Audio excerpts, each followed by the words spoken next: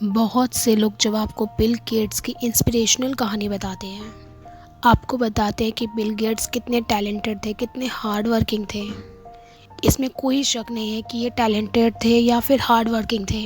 इनकी कहानी का एक हिस्सा जो कभी भी किसी ने नहीं बताया। अगर आप बिल गेट्स की जगह पर होते और उतने ही टैलेंटेड होते, उतने ही हार्ड वर्किंग होते, फिर भी आप बिल गेट्स की जगह पर नहीं पहुंच पाते या फिर वो चीज़ आप अचीव नहीं कर पाते। ऐसा क्यों बता रही हूँ मैं, आइए चलो देखते हैं। साल 1967 वॉशिंगटन का सियाटल शहर। एक 8वीं क्लास में पढ़ने वाला बच्चा बिल के हाथों एक कंप्यूटर लग जाता है। यह कंप्यूटर आज के ज़माने वाला कंप्यूटर नहीं, यह कंप्यूटर टेलीटाइप मॉडल 33 ASR है, जो फ़ोन लाइंस के थ्रू जनरल इलेक्ट्रिक कंपनी से कनेक्टेड था। लेकिन यही चीज़ इस लड़के बिल को हैरान करके रख देती है कि क्या क्या कर सकता है यह कंप्यूटर। बिल घंटों समय बिताने लगता है इस कंप्यूटर पर, अपना पहला प्रोग्राम डेवलप करता है इस कंप्यूटर पर। अगर हम कुछ साल पहले फॉरवर्ड करें, बिल गेट्स बन जाते हैं दुनिया के सबसे अमीर आदमी। करीबन 20 सालों तक यह वर्ल्ड के सबसे रिचेस्ट पर्सन रहे। आज के दिन ये 4th रिचेस्ट हैं, 124 बिलियन के। लोग अपनी कहानी की शुरुआत पहले से ही करते हैं, जब बिल गेट्स 8वीं क्लास में पढ़ते थे। स्कूल में कुछ ऐसे भी विद्यार्थी थे जो इन्हीं की तरह कंप्यूटर को लेकर पैशनेट थे। केंट इवंस इनके सबसे बेस्ट फ्रेंड थे। पॉल एलन जो 10वीं कक्षा में पढ़ते थे, और रिक वायलैंड। इन चारों ने मिलकर एक लेक साइड प्रोग्रामर ग्रुप बनाया। स्कूल के बाहर भी इन्होंने कंप्यूटर इस्तेमाल करने के तरीके ढूंढे। सियाटल में एक कंपनी थी जिसका नाम था सेंटर कॉर्पोरेशन। यह दुकान लोगों को कंप्यूटर रेंट पर देती थी घंटों के लिए। करीब 1 साल बाद, साल 1968 में, बिल गेट्स और इनके दोस्तों ने इस दुकान पर जाना शुरू किया कंप्यूटर को इस्तेमाल करने के लिए। लेकिन यह करने की कॉस्ट बहुत ही महंगी थी। उस समय $40 घंटे के हिसाब से चार्ज कर रही थी ये कंप्यूटर की दुकान। तो बिल और उनके दोस्तों ने क्या किया, CCC के ऑपरेशन सिस्टम में बग्स ढूंढने शुरू कर दिए, लूपहोल्स ढूंढे कंप्यूटर सिस्टम पर, और उसको इस्तेमाल करते हुए कंप्यूटर में ज़्यादा टाइमिंग लेना शुरू कर दिया। तो जब इनकी चोरी पकड़ी गई, पहले तो इन्हें बैन कर दिया गया इस दुकान में आने के लिए। तो अगले साल गर्मियों में इस दुकान ने, इस छोटी सी कंपनी ने उन्होंने सोचा कि क्यों ना हम इन्हीं बच्चों का इस्तेमाल करें अपने कंप्यूटर में बग्स ढूंढने के लिए। उन्होंने कहा कि ये बच्चे कंप्यूटर्स को फ्री में इस्तेमाल कर सकते हैं अगर ये कंप्यूटर्स में प्रॉब्लम्स ऐसे ही आइडेंटिफाई करते रहें तो। और यहीं पर ही बिल गेट्स ने कई सारी प्रोग्रामिंग लैंग्वेजेस सीखी, फोर्ट्रैन, लिस्प। लेकिन कुछ समय बाद यह दुकान आउट ऑफ बिजनेस चली गई। फिर से इन बच्चों के पास कोई भी तरीका नहीं था कंप्यूटर को एक्सेस करने का। फिर इन्होंने कंपनी ढूंढी पोर्टलैंड में, इंफॉर्मेशन साइंस इंक करके। इस कंपनी ने भी इन्हें फ्री में कंप्यूटर इस्तेमाल करने दिया कि यह इस कंपनी के लिए एक प्रोग्राम लिखेंगे। यह पेरोल्स प्रोग्राम था। इसकी मदद से यह टैक्सेस और पेरोल के बारे में और भी समझे। इस समय इनके स्कूल ने भी इनके टैलेंट को रिकॉग्नाइज कर दिया था। इसीलिए साल 1971 में के फ्रेंड्स को कहा गया कि वह एक प्रोग्राम लिखें स्कूल के लिए।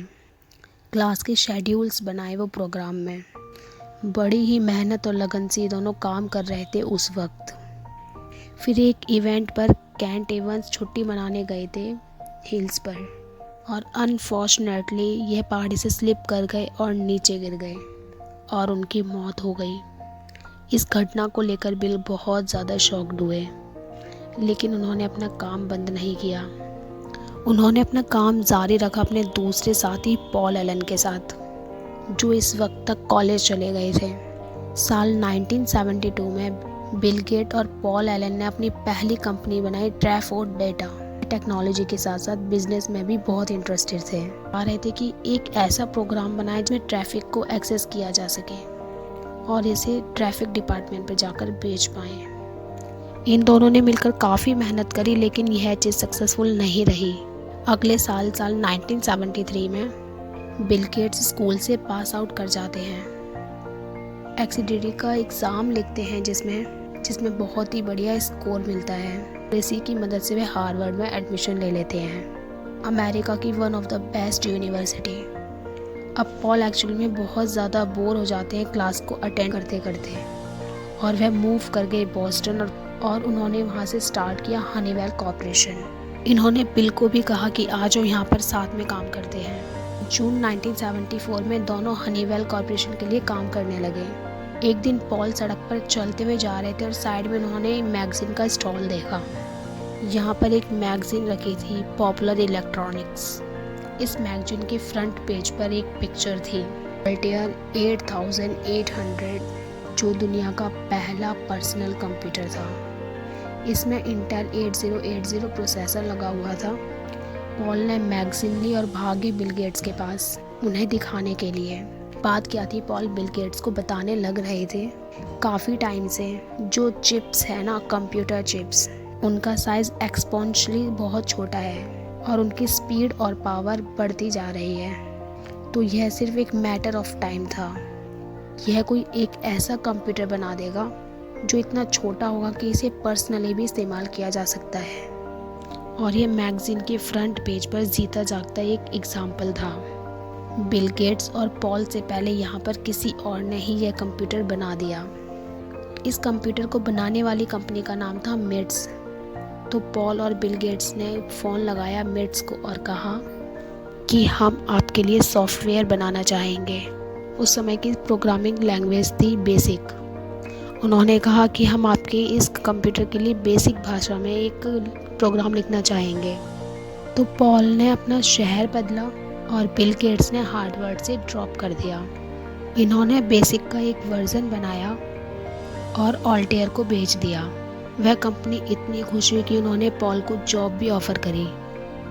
लेकिन उस समय तक पॉल ने अपनी एक कंसल्टेंसी खोल ली थी जिसका नाम था माइक्रोसॉफ्ट, और इसे बाद में रीनेम कर दिया गया था एक शब्द में, माइक्रोसॉफ्ट। इन्हें कई सारे छोटे बड़े कॉन्ट्रैक्ट्स मिले, टेक्सास इंस्ट्रूमेंट्स, जापानीज़ कंपनी से इन्हें कॉन्ट्रैक्ट मिला। लेकिन माइक्रोसॉफ्ट को अपना फर्स्ट बिग ब्रेक मिला जब इन्होंने IBM कंप्यूटर्स के लिए डॉस ऑपरेटिंग सिस्टम प्रोवाइड कराया।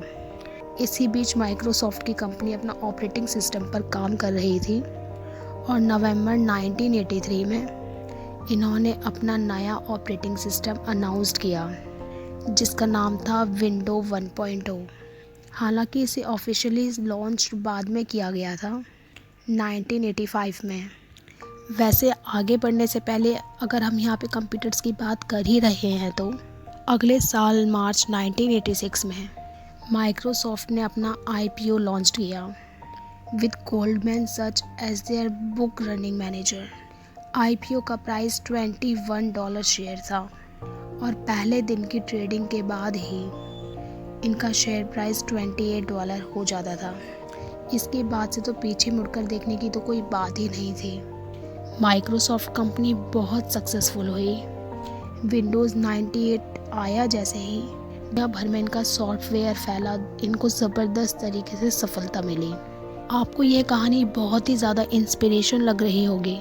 एक सुपर इंटेलिजेंट लड़का जो बहुत ही पैशनेट था किसी चीज़ के लिए, उस पर काम करता है, मेहनत करता है, बड़ी सोच रखता है और अपने सपने के लिए कॉलेज से भी ड्रॉप आउट कर जाता है, कंपनी बनाता है और यह कंपनी ज़बरदस्त तरीके से सफलता पाती है। यह लड़का दुनिया का सबसे अमीर आदमी बन जाता है। कितनी ज़्यादा मोटिवेशनल कहानी है ना ये। और अगर बिल गेट्स कर सकता है तो आप क्यों नहीं कर सकते। लेकिन आपको याद होगा कि मैंने कहानी की शुरुआत में बताया था कि यहाँ पर एक ट्विस्ट है। क्या है यह ट्विस्ट? यह ट्विस्ट है एक प्रिविलेज का। बिल गेट्स कितने प्रिविलेज थे, एक एक पॉइंट करके मैं आपको समझाती हूँ कि आखिर मेरा मतलब क्या है यहाँ पर।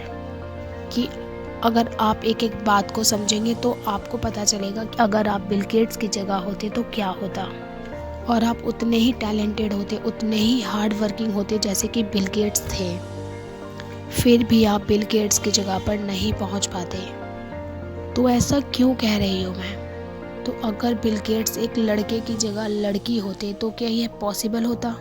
यह पॉसिबल नहीं हो पाता लेकिन 1960s के समय में, क्योंकि यूएस में बहुत हद तक जेंडर डिस्क्रिमिनेशन होता था। क्या आप जानते हैं 1960 में एक बैंक एक औरत को रिफ्यूज़ कर सकता था एक क्रेडिट कार्ड देने से, चाहे एक औरत मैरिड ही क्यों ना हो, उसको उसके हस्बैंड के सिग्नेचर की ज़रूरत पड़ती थी। यूएस की औरतें वहाँ की ज्यूरी में सर्व नहीं कर सकती थी। 1961 में सुप्रीम कोर्ट ने फ्लोरिडा के एक लॉ को अफेल किया था जो औरतों को प्रिवेंट करता है कि ज्यूरी में सर्व करने से औरतों को बर्थ कंट्रोल पिल्स भी लेना अलाउड नहीं था। यह 1972 में हिस्टोरिक जजमेंट हुई थी जिसके बाद यह अलाउड हुआ।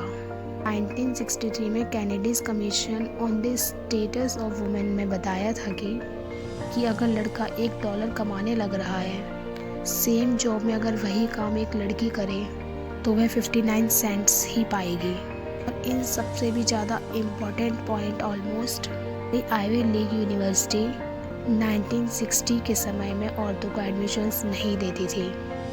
हार्वर्ड्स में लाइब्रेरी में भी एंट्री करना अलाउड नहीं था वुमेन्स को। 1968 में जब बिल गेट्स और उनके फ्रेंड पॉल एलन अपने कंप्यूटर सिस्टम पर काम कर रहे थे, उसी टाइम मार्टिन लूथर किंग को एसिनेट किया गया था जो ब्लैक्स के हक के लिए लड़ाई लड़ रहे थे। उस टाइम बहुत दंगे होते थे ब्लैक राइट्स को लेकर। और अगला पॉइंट है कि बिल गेट्स का जन्म अगर किसी और कंट्री में हुआ होता, देश छोड़िए अगर किसी शहर में हुआ होता, यूएस की सिटी में, तब भी शायद यह पॉसिबल नहीं हो पाता। बिल एंड पॉल दोनों डेवलप कंट्री में रहते थे और एक डेवलप कंट्री की डेवलप सिटी में रहते थे।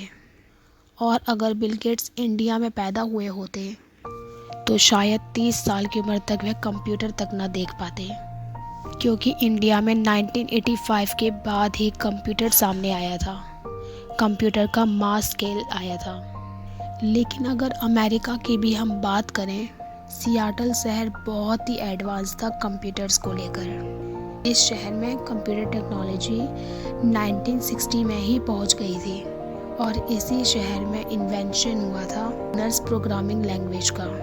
जिस कंप्यूटर को बिल एंड पॉल यूज़ कर रहे थे सीसीसी स्टोर पर, वो एक्चुअल में one of the first commercial system था जो पूरे देश में अवेलेबल था। और चौथा पॉइंट, अगर आप सियाटल शहर में रहने वाले वाइट स्किन के इंसान हैं तो भी आप इतने खुश मत होइए, क्योंकि ज़रूरी नहीं है सियाटल में रहने वाले हर एक इंसान के पास कंप्यूटर्स था। क्योंकि बिल एंड पॉल दोनों ही बहुत ही हाई फाई स्कूल में पढ़ते थे। लेक साइड स्कूल कोई भी ऐसा स्कूल नहीं था जिसमें मिडिल क्लास के लोग जा सकते थे पढ़ने के लिए। सिर्फ अच्छी क्वालिटी एजुकेशन नहीं मिल रही थी इनको स्कूल में, बल्कि कंप्यूटर्स के बारे में भी सिखाया जाता था। साल 1965 में जब बिल गेट्स ने अपना पहला एक्सपीरियंस लिया कंप्यूटर के साथ, पूरे अमेरिका देश में 22,000 तक ही कंप्यूटर्स थे। उस टाइम अमेरिका की पॉपुलेशन 20 करोड़ थी। पांचवा पॉइंट है पेरेंट्स का इन्फ्लुएंस। पॉल एलन के जो पिता थे केन, वो एक्चुअल में एसोसिएट डायरेक्टर थे यूनिवर्सिटी ऑफ वाशिंगटन की लाइब्रेरी में। इसी वजह से वो पॉल को ऐसी किताबों का एक्सेस दिला पाते थे जो कंप्यूटर्स के बारे में थी। बिल गेट्स के पेरेंट्स भी एक्चुअल में गवर्निंग की यूनिवर्सिटी में थे। तो जब ये सीसीसी वाली छोटी दुकान बैंकरप्ट हो गई थी तो पॉल एंड बिल एक्चुअल में अपने पेरेंट्स के पास गए हेल्प मांगने के लिए। और इसके बाद इन्होंने ढेर सारे यहाँ पर कंप्यूटर्स देखे। B5500 XTS 6x5 CDC 6400 space war. Bill Gates ने पहली बार ज़िंदगी में कंप्यूटर गेम भी देखा। तो पॉल और बिल को अपने पेरेंट्स से ही मदद मिली थी और इस चीज़ का उनको एडवांटेज था। पॉल ने आगे जाकर लाइब्रेरी भी बनवाई और एक कंप्यूटर सेंटर भी ओपन किया और उस लाइब्रेरी को अपने पिता के नाम पर रखा। इसी रीज़न की वजह से बिल गेट्स को भी उनके फादर के प्रोफेशन की वजह से काफ़ी ज़्यादा एडवांटेज मिला था। और बिल गेट्स के पापा एक्चुअल में एक लॉयर थे। माइक्रोसॉफ्ट की कंपनी में एक बहुत बड़ा बदलाव यह आया कि माइक्रोसॉफ्ट को कॉन्ट्रैक्ट मिला IBM की कंपनी से। तब तक माइक्रोसॉफ्ट एक छोटी सी कंपनी थी, लेकिन इनको यह कॉन्ट्रैक्ट मिला कैसे, इसके पीछे भी एक बहुत बड़ी दिलचस्प स्टोरी है। IBM के चेयरमैन थे उस वक्त जॉन ओपेल, और इस कंपनी की को मेंबर थी मैरी मैक्सवेल गेट्स, यानी कि बिल गेट्स की मदर। इन्होंने ओपेल से बात करी थी माइक्रोसॉफ्ट के बारे में, और इनकी मदर के कारण इनको बहुत बड़ा चांस मिला। तो यह वह प्रिविलेज थी जिसकी वजह से बिल गेट्स और पॉल एलन इतनी सफलता पर पहुँचे। और अगर यहाँ पर सिर्फ टैलेंट और हार्डवर्क होता तो शायद ये दोनों उस मुकाम तक नहीं पहुँच पाते। और यही बहुत सी चीज़ें हैं जो बहुत लोग इग्नोर कर देते हैं, इसको हम प्रिविलेज ब्लाइंडनेस कह सकते हैं। ऐसी प्रिविलेजेस हम में से हर किसी के पास हैं। हम सबके पास सर्कमस्टेंसेस बहुत अलग अलग हैं। हम सब अलग अलग एनवायरनमेंट में ग्रो अप करते हैं। पेरेंट्स का बैकग्राउंड अलग अलग रहा है, हमारा कास्ट, हमारा जेंडर, हमारा रिलीजन, सब कुछ डिफरेंट है, और इन सब से फ़र्क पड़ता है। और सबको ध्यान में रखते हुए बिल गेट्स के पास जो चांस था वो हर किसी के पास नहीं होता। आज के टाइम में ऑब्वियसली ज़माना बदल चुका है, लेकिन यह प्रिविलेजेस अभी भी उतने ही वैलिड हैं। एग्जैक्ट सेम प्रिविलेजेस नहीं होगी, लेकिन और आज के दिन जो रेशियल क्वालिटी अमेरिका में ज़्यादा देखने को मिलती है, इसी प्रिविलेज का एक एस्पेक्ट आप कह सकते हो बॉलीवुड में नेपोटिज्म। पॉलिटिशियन की बात करते हैं, पॉलिटिशियन के बेटे पॉलिटिशियन ही बनते हैं। किसी भी डेवलप शहर में पैदा होना, वहाँ पर ग्रो अप करना, एक ऐसे बैकग्राउंड में पैदा होना जहाँ पर हर चीज़ के राइट्स हैं, वहाँ पर कोई दंगे फसाद नहीं, यहाँ पर ये सारी चीज़ें मिलकर कुछ लोगों के लिए एक एडवांटेज बनती हैं और बाकियों के लिए यह डिसएडवांटेज कहलाती हैं। जिस इंसान को यह सारे प्रिविलेजेस मिली हैं, हमारा मतलब यहाँ पर यह नहीं है कि उस इंसान से यह सारे प्रिविलेजेस छीन लेनी चाहिए। एक्नॉलेज करना चाहिए उन सभी प्रिविलेजेस को। इन चीज़ों को देखो अपने आसपास और उनको एक्नॉलेज करो। तो दोस्तों, मुझे कमेंट बॉक्स में ज़रूर बताएं कि आपको किस तरह के प्रिविलेजेस मिले हैं। यह देखना बहुत ही ज़्यादा इंटरेस्टिंग होगा। अगर वीडियो आपको पसंद आई है तो वीडियो को लाइक करना, ऐसी और वीडियो देखने के लिए सब्सक्राइब करना। मिलते हैं अगली वीडियो में।